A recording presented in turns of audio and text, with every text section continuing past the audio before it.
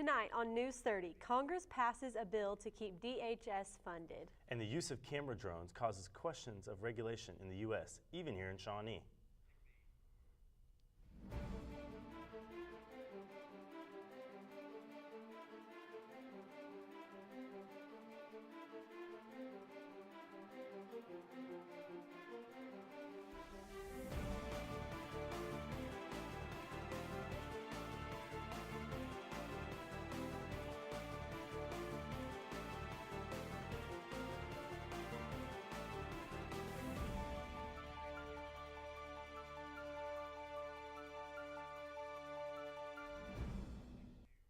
Good evening, I'm Lindsay Skinner. And I'm Jake Nelson. The House of Representatives passed a bill this Tuesday that approved funding for the Department of Homeland Security up through September. Before it was passed, the DHS was facing a financial shutdown, which would have caused the loss of thousands of government jobs. A majority of House Republicans were against the bill, with only 72 of them backing the bill compared to the 182 Democrats who voted in favor. Many Republicans were concerned by the bill because it didn't help to minimize the president's executive order of immigration. A majority of Democrats are considering this a major victory in the immigration debate. Republican Representative Sally Kern sparked some controversy with her latest bill. House Bill 1598 seeks to protect the practice of gay conversion counseling. While nothing prevents this type of counseling now, Kern said her bill is needed because the practice is under attack legislatively in other states. Gay rights advocates oppose the bill, saying that conversion therapy has been harmful to children and could lead to depression and potentially suicide. The bill passed out of an Oklahoma House committee last week. It now awaits a hearing from the full House. Camera drones have recently allowed photographers and enthusiasts to reach new heights. Here's Nicole Smith with more. There's something special about the camera hovering above me, but really it's not the camera so much as what it's attached to. What you're looking at next to me is a DJI Phantom 2 Plus drone. It can be used to take pictures or videos from up to 400 feet. Ed Bolt, the owner of the drone, can usually be found at Main Street Photography in downtown Shawnee, Oklahoma. While he can't use it for his business, Ed still finds ways to use his drone on his own time. I've flown it some around downtown here. I've given pictures to like the folks down at the depot and to the city. Like I've shot pictures of the depot from above, and nobody's ever seen that. You know, none of us have had the opportunity to see that. So I give them to them just so people here in Shawnee can see another angle of something that we as a community own. Recently, there has been some work done within the Federal Aviation Administration to regulate the use of drones. They're going to restrict us to like 500 feet. You can't fly over 100 miles an hour, which this thing's only capable of flying about 30 miles an hour anyway. You won't have to have a pilot's license. You probably will have to pass some sort of a test on aeronautical knowledge, which I'm not expecting to be anything real drastic, but we don't know what that is yet. None of this seems to have Ed too worried, as long as he can continue to enjoy his drone. Oh, I think it's a lot of fun. I mean, I love gadgets. As a photographer, I'm always looking for new cameras and different things that, you know, give a different point of view or a different look in the world. Reporting from downtown Shawnee, I'm Nicole Smith, News 30. This week, the Oklahoma House of Representatives approved a bill that would reduce tax incentives given to the wind industry. House Bill 1554, written by Bartlesville Representative Earl Sears, will take away 70% of tax credits from Oklahoma wind producers. The House is pushing the bill because the incentives given to the wind producers are becoming too expensive due to the amount of wind farms in the state. The wind industry has also been given several other restrictions in the past month, having to do with placement of wind turbines. House Bill 1549, also written by Representative Sears, was passed last week and prevents wind farms from building turbines near airports, schools, and hospitals. Both of these bills will be passed to the state Senate for further consideration. Muslim Day occurred last week at the state capitol. News 30 reporter Reagan McGowan has more. Next.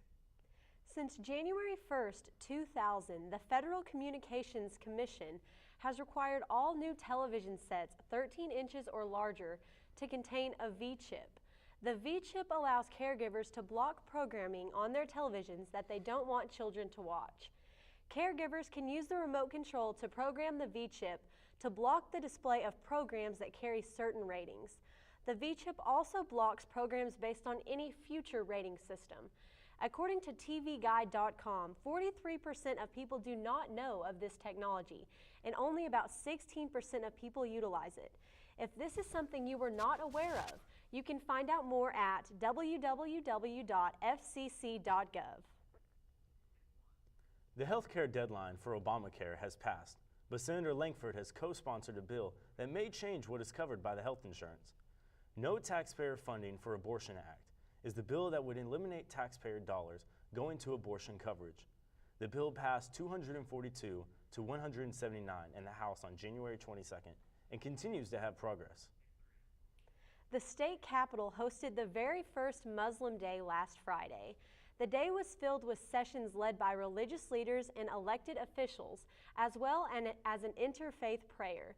News 30's Reagan McGowan reported on this event. The Capitol was full on Friday with boosted sessions led by state officials and religious leaders educating people on being involved in the community. I spoke with Oklahoma Care leader Adam Sultani about this day. This is something we have planned for several years. Care chapters throughout the country have had Capitol Days for some for decades even, and many groups have days at the Capitol here in Oklahoma. I myself have attended Oklahoma Conference of Churches Capitol Day many years in a row to learn more about the legislative process myself. So we say it's really time to encourage one of the growing minority groups in Oklahoma, the Muslim community, to know more about the democratic process and to encourage them to be more engaged in civic participation. Other leaders, along with Mr. Sultani, attended the event in hopes of educating other religions about the Muslim community. Oklahoma City's Imam Imad Nkarsi spoke with us on how the event proved educational for many and his hopes for Oklahoma City's Islamic community. We brought many of our community members and our students to show them the importance of civic activities and civic engagement. Lunch was provided after the sessions, and the day ended with an interfaith prayer in which multiple religions participated in.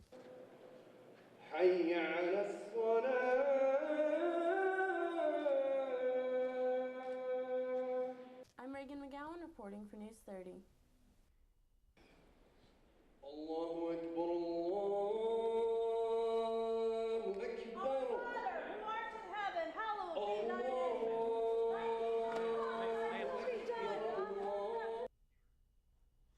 Not everything was peaceful during Muslim Day at the Capitol. During the interfaith prayer, one woman interrupted by shouting the Lord's Prayer. Protesters stood outside the Capitol until snow started falling. They were allowed inside of the building but were required to remain peaceful and without interrupting the event. State troopers and FBI were present in case any protesters broke the peace. Pottawatomie County Junior Livestock Show is in full swing. Reagan McGowan has more. At the Heart of Oklahoma Exposition Center for Pottawatomie County's Junior Livestock Show. At the Livestock Show, students from age 9 to 18 competed in multiple categories to win different prizes, including college scholarships. The show ends today, but you can attend the awards presentation and premium auction starting at 6:30 tomorrow night. I'm Reagan McGowan reporting for News 30. Nimoy? Leonard Nimoy, an American actor, poet, and musician, known best for his role as Spock from Star Trek, passed away on February 27th at the age of 83 from heart failure. Nimoy blamed his fatal heart condition on his years of smoking. Hundreds of fans gathered to mourn as this star took his mourning progress at the Hollywood Walk of Fame, taking comfort in his well-known catchphrase, "Live long and prosper." Many schools had cancellations this week because of the winter weather. Tiami Cortez has more about what we may see this weekend next. Plenty of students enjoyed a snow day or two this week, but the weather continues to change drastically. Tiami Cortez has more. Definitely, Lindsay. It's really been a blend of drastic high and low temperatures. Right now, we're at 37 degrees with light winds out of the southwest and clear skies as the sun is going down. We topped out at 42 degrees, which is about 12 degrees below the normal daytime high for this time of year. Across the state, we've seen highs in the 40s, down to the south part of the state, specifically the southeast. temperatures have been a little cooler. McAllister and Ardmore got down to 40 degrees, while Woodward stayed up around 48 degrees. Overnight tonight, we'll see lows in the mid to low 20s. We'll be at 24 here in Shawnee. Tecumseh and Haldenville should stay around 23. With the drastic changes in temperatures that we'll be seeing this weekend, the pollen report will unfortunately be high on trees today, Friday, and Saturday, so watch those pollen counts. Over the past week, we've seen a range of 36 degrees. Last Friday, we received low temperatures of about 20 degrees, and then it carried over to Saturday, which caused some heavy snow to fall. Then as the week went on, the temperatures started rising little by little, and the snow slowly melted away. We had a snow-free weekend up until receiving news of blowing snow that was coming our way yesterday. The snowfall hit pretty deep, but thankfully the sun has come out and temperatures are looking warmer for the rest of the week. On Friday, we'll start out at 28 degrees, but we'll see a quick warm-up by midday. We should be about 54 degrees. Then at 5, we'll just drop down to about 51 degrees.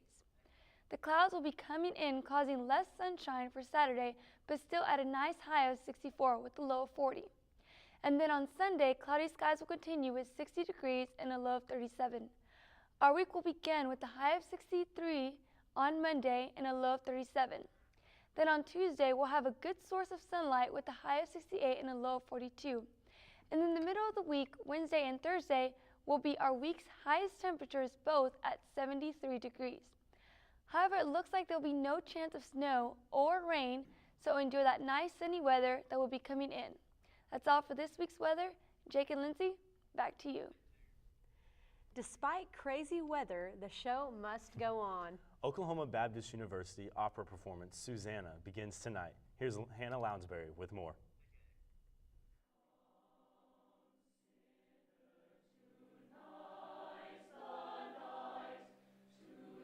In talking with the cast, the students were just very excited to actually take on something that wasn't flowery and rosy and happy all the time, because that's what life is. Life deals with challenges, and when you have to face a challenge, you're confronted with a choice, and depending on what choice you make, that kind of impacts the direction your life goes. And so we see that the choices that both Susanna makes and the people around Susanna impact her life and their own lives.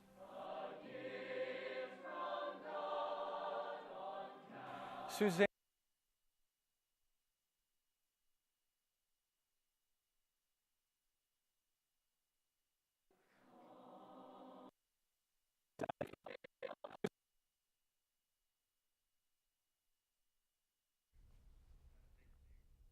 Russell Westbrook returned to the court Wednesday. Laura Hickman with your sports next. It was a big week here in basketball. Here's Laura Hickman with sports. After not playing for a few games, one of the OKC Thunder's powerhouse players suited up for Wednesday night's game against the Philadelphia 76ers. Kevin Durant and Russell Westbrook both underwent surgeries recently. We reported on Durant's foot surgery in this last week's broadcast, and this week he is still out. Westbrook also had a recent surgery after he was accidentally kneed in the side of his head last Friday night. He was cleared to play, though he wore a protective mask just to be safe. Speaking of last night's game, what a game it was. Westbrook is now being called a superhero, as he had one of his most incredible games of his career while wearing his protective mask. He went for his fourth straight triple-double in the Thunder's 123-118 overtime win over the 76ers. He actually tied Michael Jordan for consecutive triple-doubles. Westbrook recorded 2 career highs with 49 points and 6 rebounds. He tacked on 10 assists as well. We will see what other dastardly villains Westbrook and the Thunder can defeat in their next game as they take on the Chicago Bulls tonight at 7. The OBU men and women's basketball teams both had multiple players named to the All-Sooner Athletic Conference team. The 4 Lady Bison who were honored were seniors Charity Fowler and Elizabeth Daniels, sophomore Kamira Graves, and freshman Mackenzie Cooper. Fowler made the first team and was named Co-Defensive Player of the Year. Daniels made the third team and earned Co-Sportsmanship Award. Graves was named an honorable mention, and Cooper made the second team, along with being named Freshman of the Year. The 4 Bison that were honored were seniors Aaron Abram, Ty Allen, Cale Jackson, and junior Byron Miller. Allen made the first team and Aber made the second team. The 2 honorable mentions went to Miller and Jackson. Jackson also received the Sportsmanship Award. The Bison and Lady Bison will both be in action this week in the first round of the Conference Champion Tournament. There will be plenty of high school basketball to check out this week as the Small School State Championship Tournament began this week. There have been 2 Class A girls games today as Thomas Bay Custer beat Glencoe 69-51 and Pond Creek Hunter beat Kiowa 60-45. The Class A boys have completed 1 game so far as Stewart barely beat Snyder 49-44. The Class B girls have already been in action today as well as Eric barely squeaked by Chattanooga 42-40. The Class B boys have completed 2 games as well. Lukiba Sickles topped Tipton 64-58, and my incredible alma mater, the Southwest Covenant Patriots, just punched their first ticket to the Big House in school history with a big buzzer-beating bank shot to beat Cimarron 52-50. So a big congratulatory shout out goes to them. That's all for sports this week. Lindsay and Jake, back to you. Many people enjoy yoga as a form of exercise and a way to find peace. You can go to the centers and sign up for classes, but what about a class that you have to be locked up for? A yoga instructor has started a yoga class for inmates at the Tulsa County Jail. The courtroom at the jail become their yoga studio. 9 men currently attend the class with different drug and gun charges. The yoga instructor was specifically trained for the class and says there are 4 classes a week. The yoga class does not use taxpayer dollars and the yoga mats are donated. That's all for News 30 this week. Just a reminder, all packages will be uploaded online to our YouTube channel and be on the watch for full interviews. Be sure to follow our Twitter account to see what stories we're working on and for links to the YouTube channel. Thank you for watching and have a great night.